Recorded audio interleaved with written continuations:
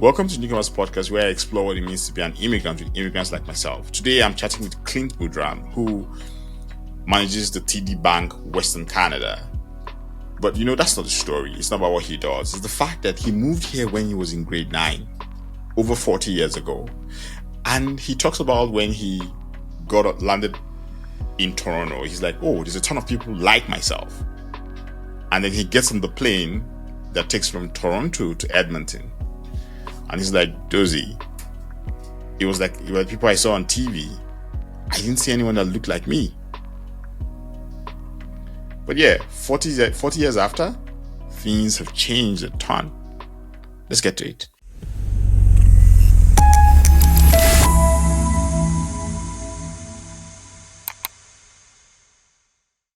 "30 years, 30 years is a while. Like that, a 30-year-old is an adult, So literally, Yeah. you've grown up in Canada. Like I feel like you've grown up here. You know what? Yeah. Yeah, Sorry. no. You said like 30. When I look at it, it's maybe even longer. It could probably be close to 40 years when I think about it now. Almost 40 years I've been in Canada. So I've seen it how it was, how it is today, and excited about how it is today. But no, there's tons of work that we still got to do for our community. Yeah. So that's what's exciting about the change that I've seen over time. And it's nice to be in a country where there was changes and there was movements, and created space for someone like yourself who just came here probably less than how long I was in here. Yeah, I've been here 4 years now. Like this 4 Yeah, years now. right. And so I think if what I've seen and to the progress we've been, I don't think someone like yourself or from our community would be coming here. If you look in the last, I would say probably 5, maybe even 7 years, there's been influx of the Black community coming to Canada, and specifically, let's just talk in Alberta, because of platforms and runways that have created for them to be safe to come here, right? And so I think for me, for being here for 40 years, yeah, I've seen it here. I've seen it from being the only person in the room that looked like me to now, I don't. It's crazy, man. It's crazy. Like I remember, what's really crazy about it? I remember walking around and going to different events or just going to the gym, just hanging out. I kind of know more or less the Black people. Hey, so and so. Today, I don't know these people. It's new, but that's exciting. It's exciting, man. That's an exciting part of that. So to me, that's like, yeah, it's more of me. So you feel more comfortable, right? Yeah. And it's nice because I'm from the Caribbean. I'm from Trinidad and Tobago, and at the time we had a lot of Caribbean that was here. We had a big influx of Caribbean, and I think the reason for us having that Caribbean influx here was because a lot of people don't know this in Alberta, but Alberta had at one time in the early 70s, they had brought in a lot of Caribbean people from Trinidad, Barbados, Jamaica. And the reason they brought those people in is because the fact that they were skilled workers in the oil and gas. And people don't know about at Fort McMurray is that a lot of the Caribbean people have a huge impact to Fort McMurray, right? And then not only that, we brought our culture, right? We brought our vibrancy, our carnival, our food. So we brought all this stuff here, and that was the secret. Like that was the secret sauce out in Fort McMurray, like the Caribbean people. And then when the Caribbean people came here, then eventually, the East, the West Africans came here in the 80s and the 90s, and obviously, as of today, they're just the so Yeah, a ton of people. tons of people, man, tons of people. You know what I find interesting about what you say is something that it's so subtle there and it's unsaid, and it's something I think about a lot. It's about how change happens. Mm-hmm. I think as humans, and I'm saying this in general for everything that we're worried about. I think as humans, we want things to happen really fast.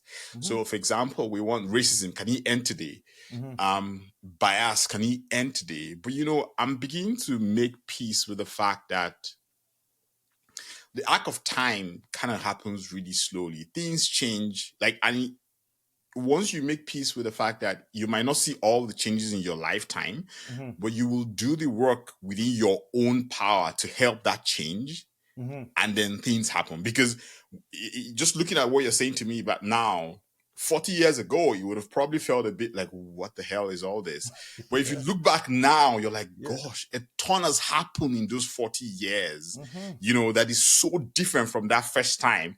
Mm-hmm. But when you're in the moment, it can feel like, oh, this is really horrible. But I think it's like, it's just being able to play the long game with all Mm-hmm. these things, Mm-hmm. community building, building yourself, your people, fighting racism, bias, Mm-hmm. all those things. Just thinking of it as a 100-year game and not a today game. Because I feel like when we approach these things from we need to solve it today, we make mistakes. We instead Mm-hmm. create barriers. We don't really solve the problem. We just get into a very, very heated conversation with both allies and both our Yeah. enemies. And it's just, I Yeah. don't know. But just saying that to me and just listening to you say that, I'm like, gosh, like time, it does take time, Mm-hmm. and you just want to be there around and do your part in however that shows up.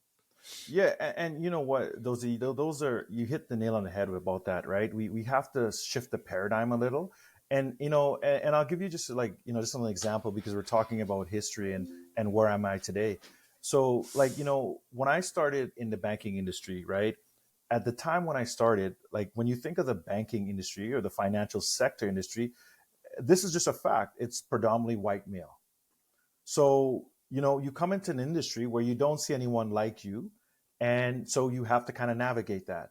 So when I look at it in one sense, where am I today? I look at it in a couple of different lenses. So the first lens I would look at it is saying, you know what? There was opportunities and barriers that were broken that allowed me to kind of streamline into the industry. But if you had interviewed me, let's you and I go back into like a time capsule, and we've moved back the dial back 25 years ago when I was in banking, or so 25 years. And you ask me a question and say, Clint, what do you think? Tell me what your future looks like in 20 years. And you said, well, here, let me predict the future for you, Clint. And then you said to me in Alberta, and you said, well, Clint, here's what's going to happen in 20 plus years or so. You're going to be working for an organization where your VP is going to be black, your manager is going to be black, your team is going to be black, and you're going to be in a position where you're going to be purpose driven and giving a chance to elevate your community, right? To provide the trusted partnership where it wasn't there between the bank and our black community. And on top of that, just for you're going to get paid. Probably, Dozy, come on, man. You can't be You're joking. like, are you serious? That's gonna happen. He's like, yeah, that's gonna happen. But now we fast forward that, right? So that part happened, and the reason it happened is back to what you're saying is it's not a sprint, it's a marathon, and Yes. we have to always ship that, and then we also just have to always keep moving forward, right? Yeah. But also celebrate. Make sure we celebrate and smell the roses, all the great things we did, and all the great things that people have done before me that created this pathway, have created this runway for me to be here. But at the same time, we have to make sure we do not stop. We got to keep pushing forward. So I know that I'm just holding the space for a moment, that the other person that comes after me don't have to redo all the work. They can just take it and push with it. Right. So to me, when you talk about that part about timing, that's really important. It's a marathon, but just the fact to just keep moving forward. Forward. Yeah. Yeah. Because I feel like sometimes we like we get caught up in, I like to call it the victim mindset sometimes. Mhm. But people don't like that. But that's why I feel it is like we agonize, we are angry. And I'm like, it's okay to have all those feelings, but it's also okay to also say what you said. Mhm. It's also okay to celebrate that things are not how it used to be.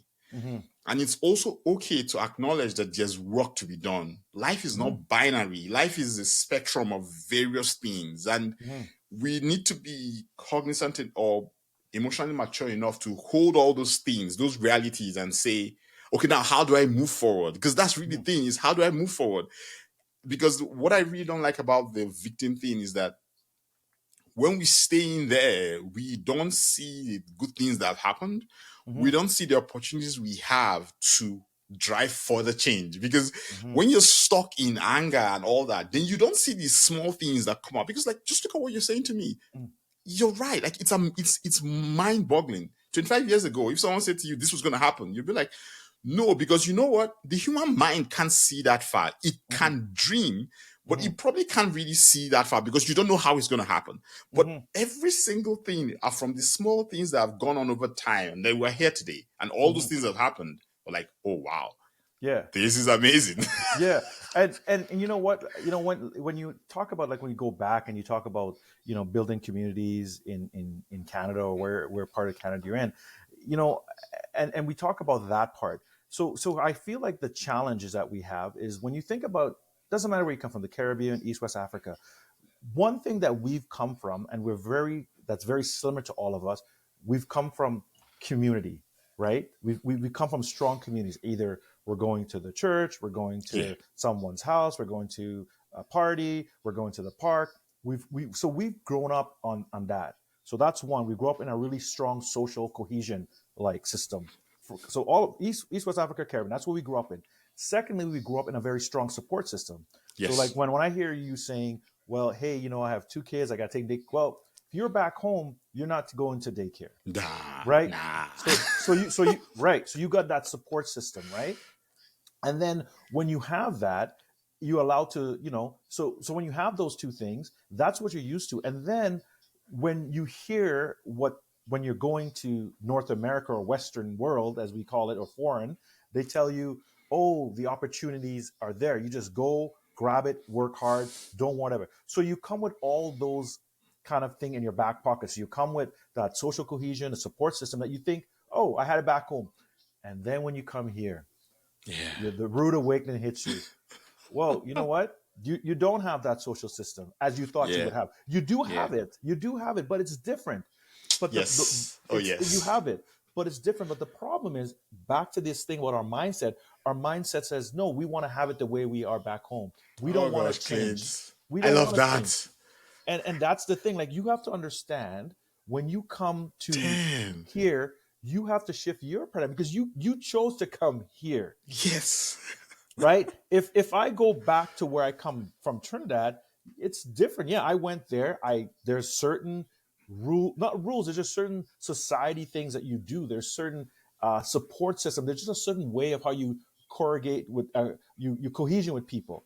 So I know, going to Trinidad, this is what's going to happen. I know when I go to Trinidad, breakfast is not toast.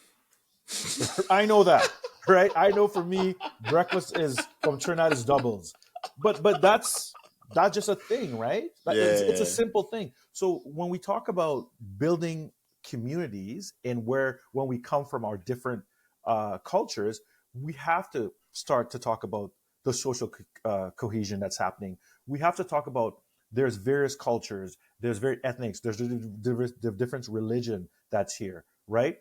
And in order to build that community that you bad have home, you have to find a place where you belong. And so the first thing I always think, as a community, which you see it very often, when you come from wherever you come from, you go to that country community first, right? So I think, as Canadian, or is that when people are coming here, we need to make sure that, when it doesn't matter where you come from, doesn't matter what country in the world. I mean, obviously, we're going to be talking about the Black community, East West Africa, and the Caribbean. The one thing that we have to make sure is that when people come here, we have a place where they have belonging. We have a place where there's unity, and then also, too, we have to understand, when we come here, we have to have a mutual respect for the people who have been here. Like, we have to have that, and we have to provide what you just said. Take away the anger, and bring in harmony.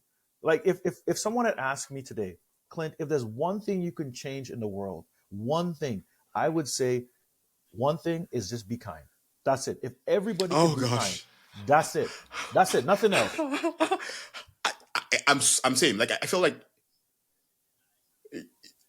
if you can be kind, it is the hardest thing to do, because it starts with being kind to yourself. Mm-hmm. Mm-hmm. It is but if you can be kind, there are a ton of things that are not as hard as we make them out to be. Mm-hmm. Yeah.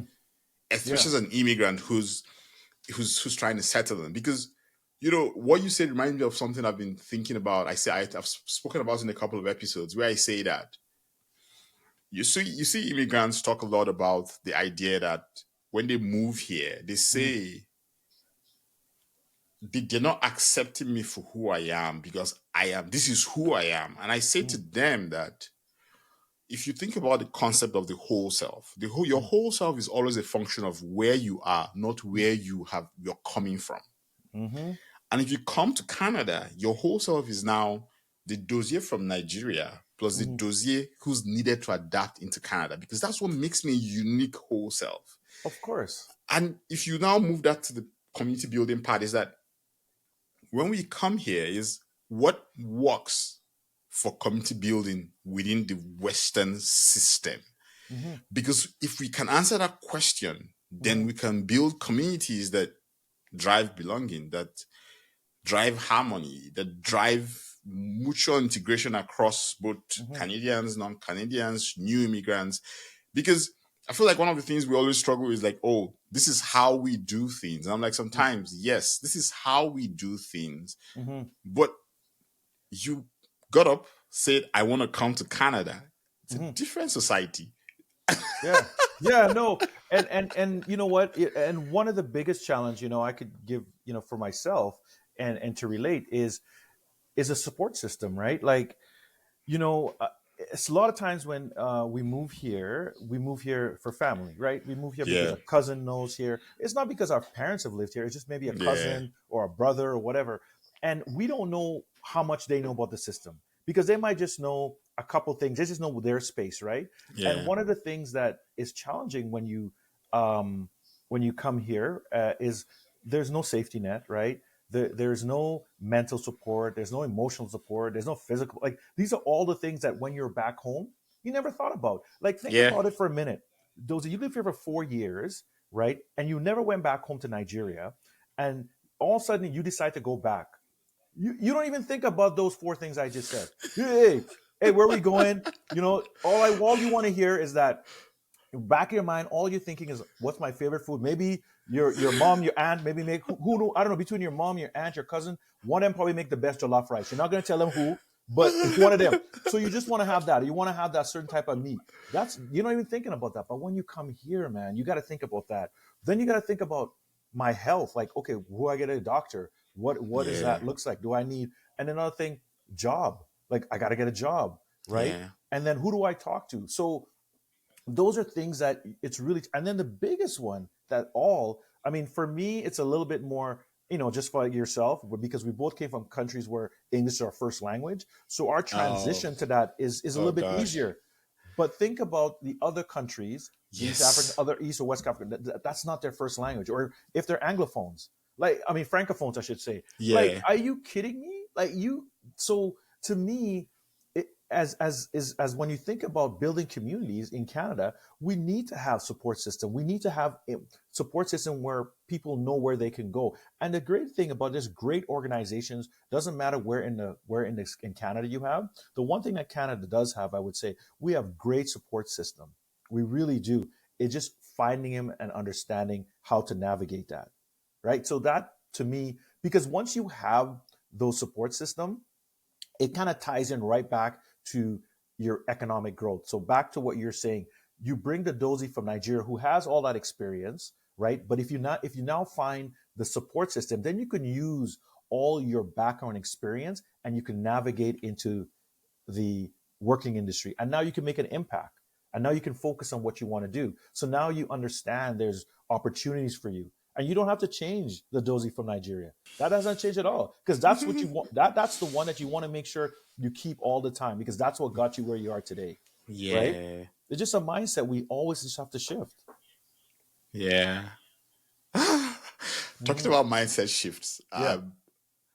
I'm curious. Mm-hmm. 10 years, if you think about who you were when you landed and who you are today, like how have Mm-hmm. you changed over time? Oh man. You know what? I've changed a lot, but here's the thing: the Trinidadian Clint, Yeah. The basic foundation of who I am, Mm. that never Mm. changes, man. Because that's me. That Yeah. value, that's who I am, and that's what got me where I am today. Is because I didn't change that. Did I have to? Did I have to pivot? Did I have to change with the system? Of course I had to, because I've moved here. I'm in Canada, Yeah. so I adapted to it. So I can. So I'm kind of like in the multiverse, right? Where I can go into the Canadian concept, but then I can go right back into Trinidad and just be like, hey, I'm one of them, right? So those are skill sets that you learn. So that those, and if I didn't choose to adapt and willing to make those changes for the, as you say, the long run, then you and I are not talking today, right? Yeah. So we have to put that beside and say, hey, what is our the reason that we're here and our focus, Mm. and but at the same time, do not give up who you really are. Don't change that, because if you know what, if the organization doesn't appreciate for who you are, that's okay. There's going to be someone else who's going to want to plant you and give you the water and sun to grow even better, but it's okay Yeah. for that. That's what I think sometimes we're scared of, right? We're scared of, and back to the original conversation where you're saying we're angry. Well, we're angry because we sit here sometimes, we say, "Oh, we didn't get this job because I'm We are black," or profiled. yeah, or we're profile, or I can't say how I want to feel because the angry black man. No, there's all different ways that you can communicate. It's not what you say, is how you say it, and that's what I have learned over the years. It's not what you say, it's how you say it, and that's the key, right? Because if you remember, you're in a different country. There's different, like, I'm sure when you took Dozy Nigeria and you go back home, you and you're not talking like this I know you. It's a more of a, it's like that. And I want energy. more energy. And like, think about it. If you and your friends from Nigeria are sitting in a park talking like this, how are you talking back home? And someone who is Canadian looks at you, they'll be like, why are these guys so angry? But that's not, right? So you have to eventually change and adapt to where you are in society, right? So, Yeah. and there's nothing wrong with that, because you're not giving up your values. You're just Yeah. shifting your paradigm a little bit. That's all it is. Yeah. Yeah. And I also feel like there's something someone said to me.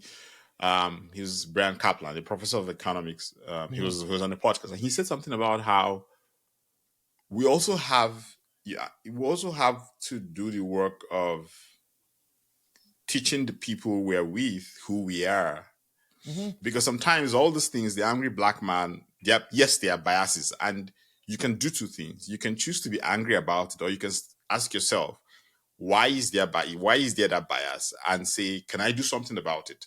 Mm-hmm. Now, this doesn't mean that I'm justifying people who use it negatively. Like, there are people, there will always be those kind of people, but there are people who have those biases because they don't know any better. Mm-hmm. And yes, someone might call me naive about that, but it's like, you know what? I'm going to build a connection between me and someone, because hopefully when you do that, that person understands that cultural perspective and stop seeing it as the angry black man. We're just like, oh yeah, they communicate different from we do. We were a bit Mm-hmm. more muted when we communicate. They communicate, like they're in your face, they're talking, they're in your space. We don't like that. That Mm-hmm. doesn't mean that my own perspective is wrong, or their perspective is wrong. It's just different perspectives, different cultures. Mm-hmm. Like Derek Silver says, useful but true. Everybody has different perspectives. When you Mm-hmm. tell someone you should do something, Mm-hmm. you're actually telling the person, I want you to do something, because that's the person doesn't have to do it. You're telling them what you want them to do, because that's how you see the world. Mm-hmm. You know, Yeah. it's Yeah. it's just Yeah. No, it's so true. But at the same time, though, the one thing that we can't ignore the noise, and this is not only for us, for our generation and your kids, and there is racism still, oh yes, oh right? yes, So we no, can't say it's not there, because yes, it oh I is, agree, I right? agree. And I'm sure each of us has faced it in different ways, Hmm. right? And but at the same time, this is the education piece that we need to make sure, right, that when, because living in Canada now, and we have kids who live here, that they need to understand it, right? They need to understand how to react, because if we don't give them the tools and pretend like it doesn't, we're not setting them up, because it is here. and it's not something that's going to go away. We're in 2025 and we're still talking about it, right? So, we had, they were doing this march in the 40s and the 50s, the 60s. So we're doing it. Has it been better? Of course it has been. So let's don't ignore that. Is there more allies talking and more educated about our history? Of course there is. Is there more events that's happening here than ever been before about the Caribbean and the African community than ever before? Of course it has. From where I started to now, I mean, I looked at Black History Month, and it's probably one of the best Black History Month in Alberta I've ever seen. I've I have gone to, when you think about festivals in the summer, or you think of festivals, there's so many festivals that are talking about our culture. And now, and not only that, the other thing too is there's a lot of us in seats, right? And so we're crossing over. So now the allies, which is really important, are understanding us, understanding our culture. And not only that, they're calling out those people because you have to have those uncomfortable conversations to move forward, Yeah. right? So, but the thing is, we can't ignore as parents not telling our kids about it and Yeah. how to act and react, because then if that, we're doing a disservice to them. Yeah. Oh yeah. Oh yeah. I agree. I feel like yeah. You're always like, it's always kind of accepting that there'll always be the assholes. Forgive my French, Yeah, and there'll yeah. always be your Oh, supporters. for sure. Yeah, and so just kind of knowing that, and we're just teaching the kids that what you must not do is think that the world is all bad because of the bad people, and also think That's that right. the world is all good because of the good Yeah. people. There's just those two sets of people, and Right.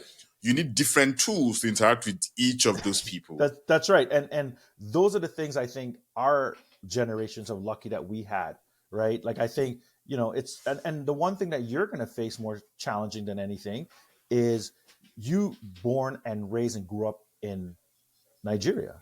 Yeah. Your kids didn't. Yes. So Oh now gosh. you have to create two cultures and say, okay, you have the Nigerian culture, which you want them to have, but you have to understand they're in Canada. They're going to be doing things that Canadian kids do and Yeah. want to do that you're going to be uncomfortable and but you have to be okay with that. And that's, because, and the reason I brought that up in this space is because I cover, as a regional manager for TD for Western Canada, I've talked to a lot of different organizations, especially newcomers in the Black community across from BC all the way to Manitoba. And this is one of the things that they talk about is the parents who've come here in the last live within 10 years, who've had kids here, who try to ingrain the same type of culture. So there's two things they've done. Either A, they've come here and battle with their kids and try to do that, or two, literally, this is a fact. Some of them have actually sent their kids back and say, hey, you know what? You need to go back to the motherland because there's so many distractions that you have here. You don't have like the mindset that we get from back home. So I need to send you back home.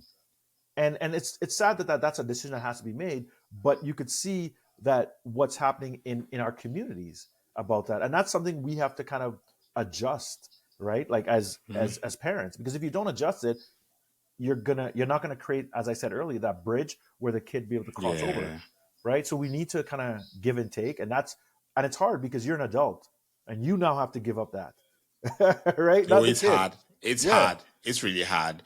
I always say that I call us the in-betweeners, like immigrants. We're always in between cultures, Mhm. So for, like, I say I'm Nigerian Canadian, my kid is Canadian Nigerian. Mm-hmm. So it's Canada first, Nigeria second. And I feel like, for me, like, that's the first way to kind of look at it and say, what's their primary culture?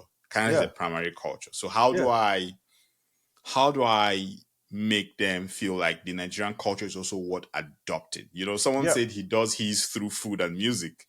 Yeah. I'm like, that's how he uses food and music to pass on the stories and the cultural rituals, and just kind of give them a sense of their history, and that's part of them. That's part of who they are too. So, because they should be proud of being multi hyphenate individuals. Like, they're not singular individuals. That richness, that multi hyphenate they are is rich itself.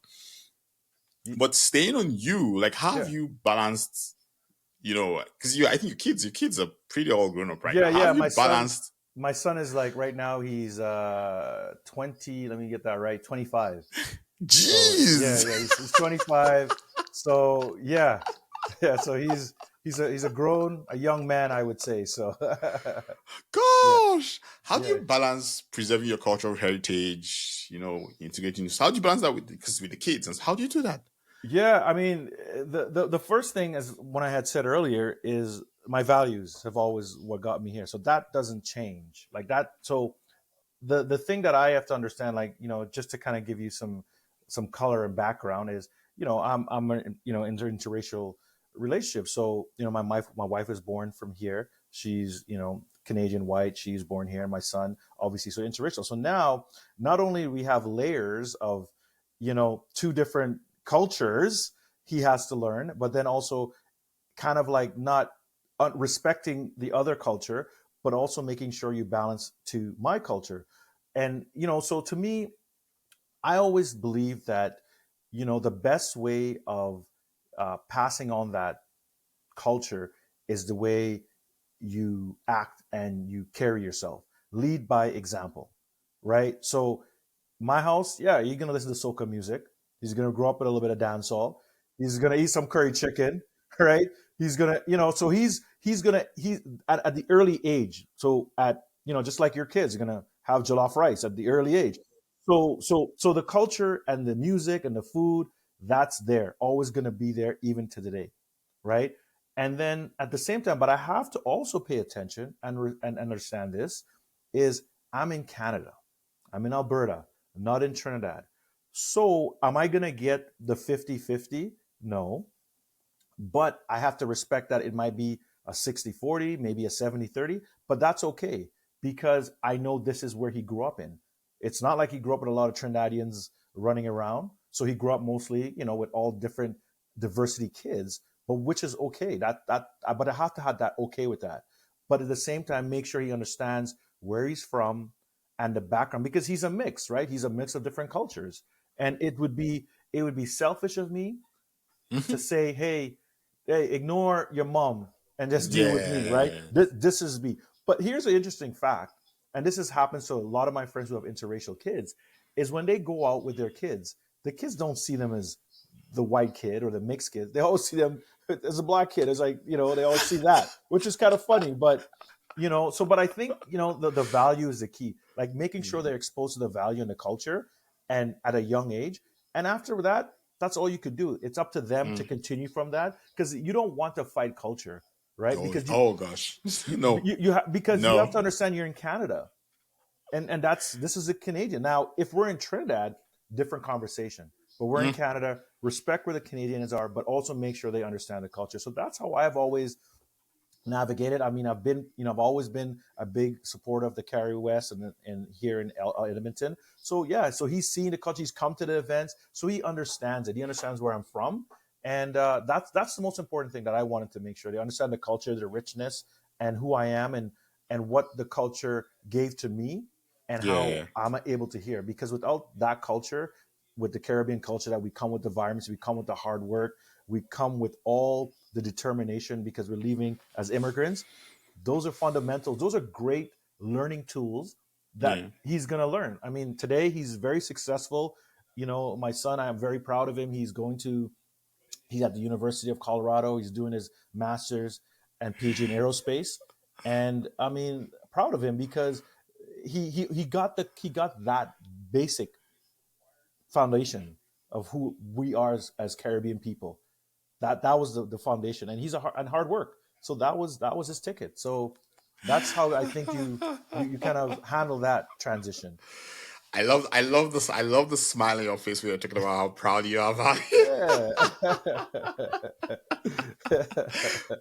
Yeah. We're rounding up now, so I want to just kind of Yeah. reflect a Yeah. bit with you. I'm curious, like if you look back on how far you've come, hmm when was the first time you kind of felt at home in Canada?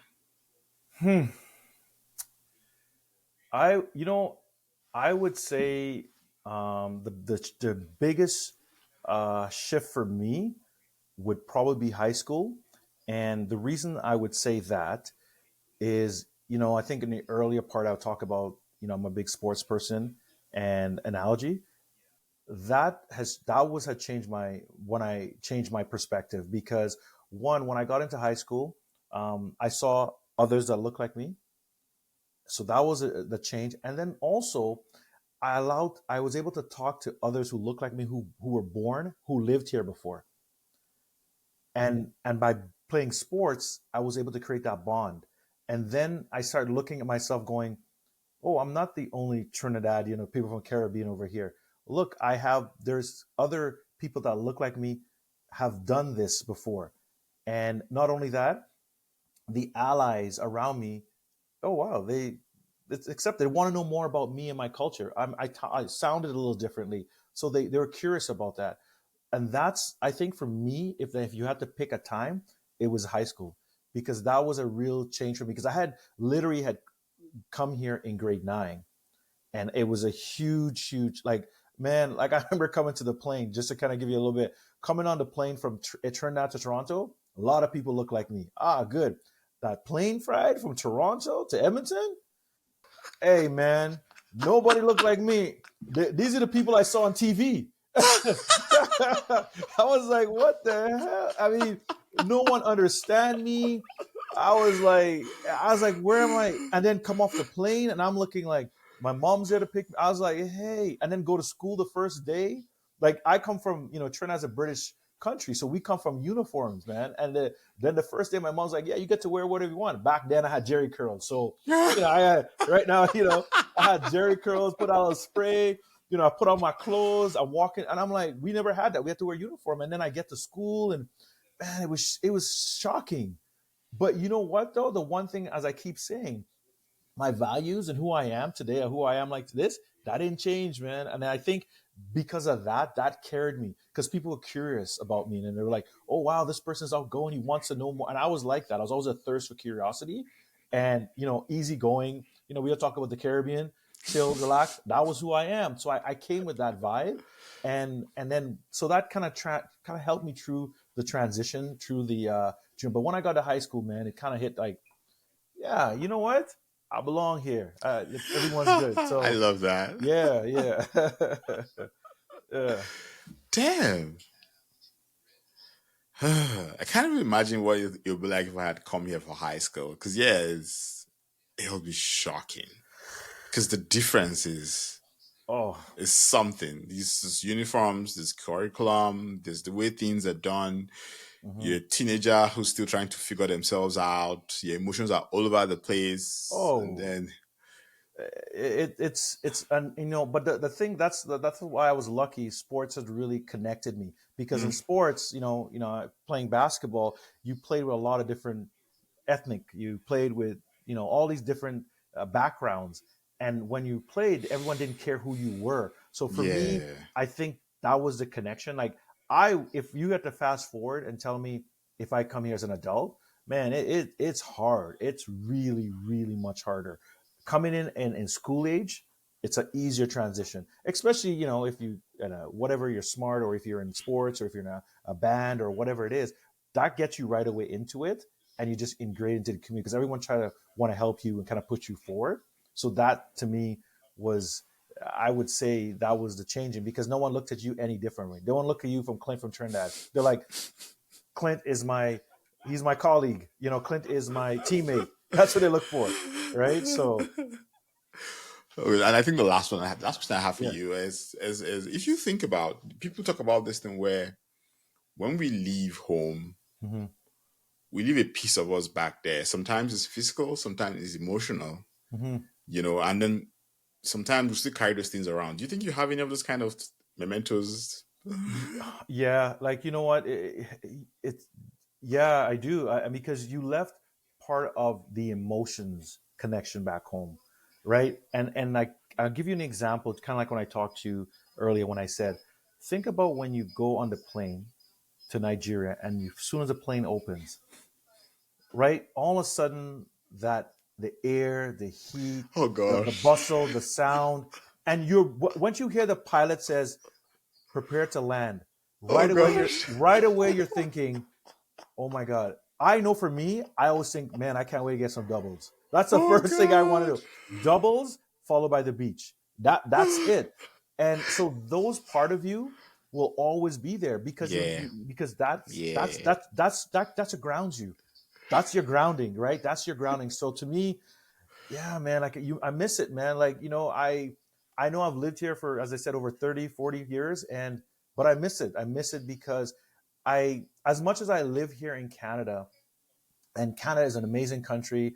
They have given me great opportunities, wonderful family that I've created out here, son who's successful, amazing friends, great person that I'm meeting today, Udozi. Those are Thanks. great, great things. But I tell you, man, you notice as much as it's so different when you get off that plane.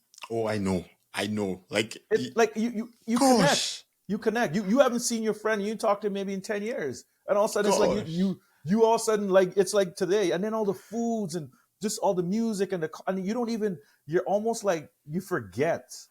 You really forget, man. And that like I don't know if you could ever replicate that here ever. No, I don't think so. I So don't think so. so when you talk about do you leave something back home?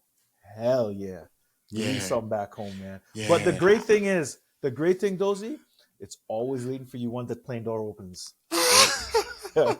Always. And we'll always wait for you. Gosh, you're making me relieved my last two trips back to Nigeria because I Mm. never thought about it like this. But yeah, like once the pilot says we're landing, we're prepared to land. Like once the pilot tells the air hostesses, please belt in for landing. Like Mhm. instantly, you Yeah. just there's a room Yeah. of excitement. Then when the Oh, plane now lands, and then yeah. you just get I'm always in a hurry. Like I want to get out of the plane because Yeah. you just want to get into. And once Yeah. you step out of the plane into and the air hits you, you're like, Yeah. okay, I'm home. I'm Yeah. home. And then you think, and then the other thing is you think when you book your 3 or 4 weeks off, you're like, oh my God, I got tons of time. And then you It blink. flies. It And then you're like, oh my flies. gosh, I got 2 more days, man. I didn't eat enough. I didn't do this. And it's like you start, and then you're like, and then you start thinking about the things you have to do back, right? So, Yeah. and so that's yeah, man. That emotional connection, man. It always waits for you, man. It never leaves you.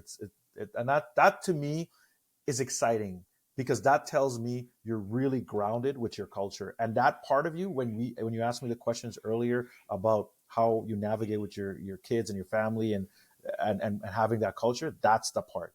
Because that's the part Yeah. that oozes out of you that you Yeah. give your kids because you're saying, hey, see this what I have? I have that still waiting, but I want to make sure you know about it and how Yeah. passionate about it, And that kind of ties me into like what I do today, right? Like, purpose driven, where I'm in a position, where you've got TD, you've got the Black community, and I am, anything I could do for our Black community. I really, really, really, really passionate about it because I know, man, when I was here, I didn't have this, I didn't have these platforms. And it's so important for me knowing I'm only going to, you're always going to be in a chair temporary, that I want to make sure I can impact and make a difference in our community in any ways. And my goal, as I said, I've told my colleagues, the only goal I have for this year is that when I travel through Western Canada, right, from BC all the way to Manitoba, all I want people to remember is that they need anything, they can call Clint. That's it. That's it. That's my personal goal.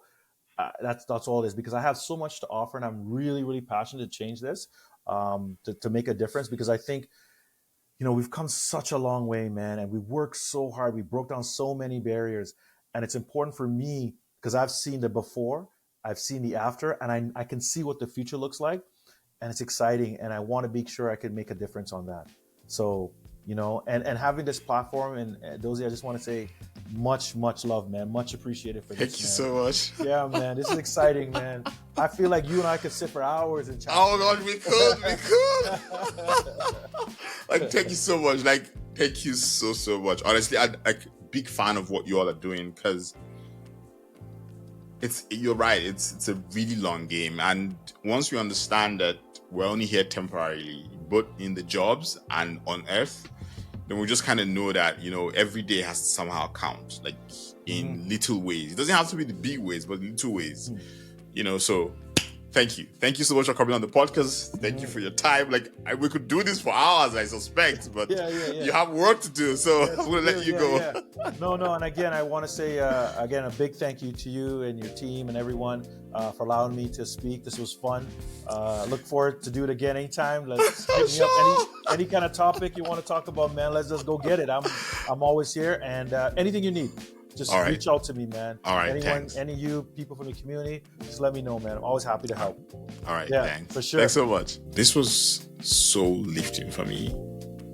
Yeah, gosh, I really love talking to Clint. And I really mean I could talk to him for hours. But yeah, as always, thank you so much. If you know someone we should talk to, please send them my way. If you know someone who will find this useful, please send it to them. And as always, please like, share, subscribe. We're on Substack, YouTube, anywhere you get your podcast. Please support us. Thank you. Peace out, people.